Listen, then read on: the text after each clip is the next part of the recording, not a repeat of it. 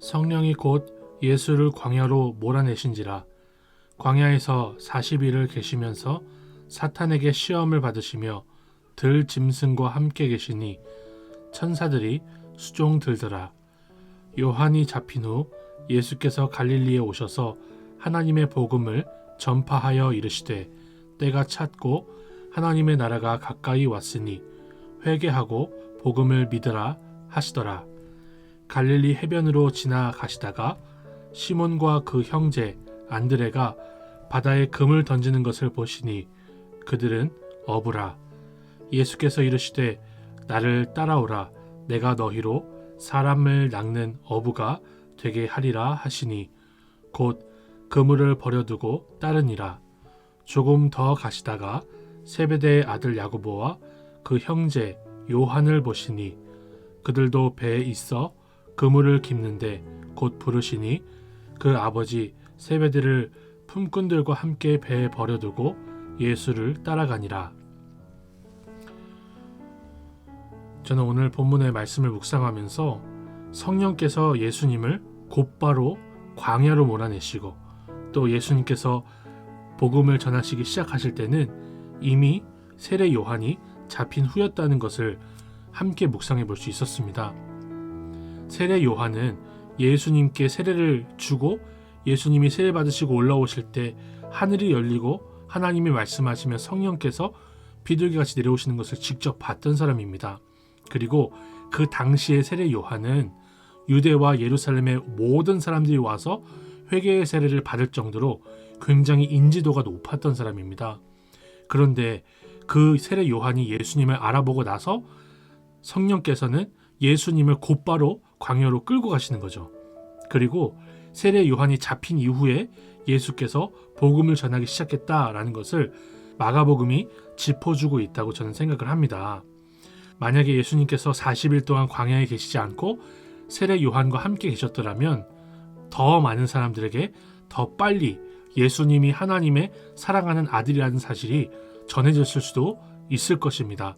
그런데 하나님은 사람에게 의지하지 않고 오직 하나님의 아들을 통해서만 그 일을 하시기를 원한다는 사실을 보여주고 계시는 것이죠.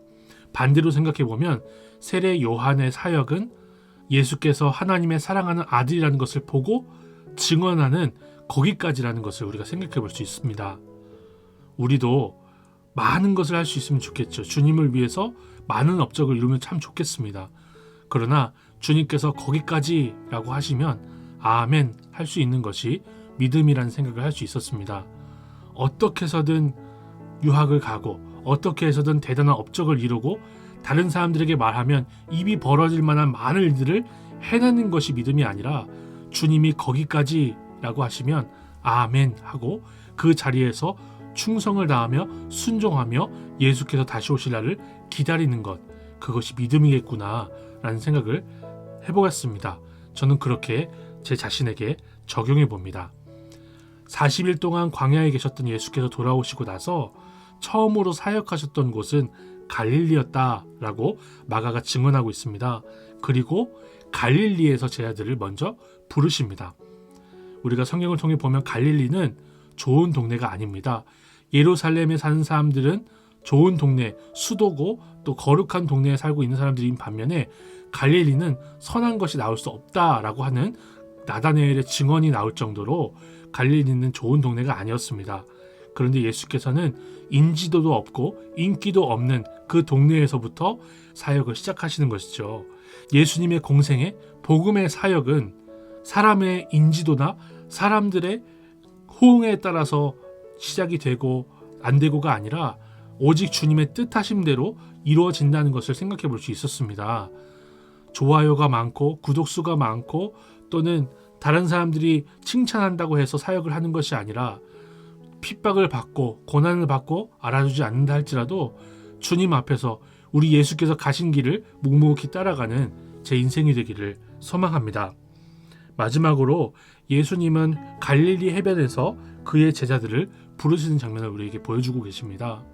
회당에서 가르치고 계실 때 혹은 예루살렘 성전에서 거니실 때 제자들을 부르시지 않습니다. 그들의 생업의 자리에서 주님이 부르시는 것이죠. 찾아가셔서 부르시는 장면을 보여주고 계십니다.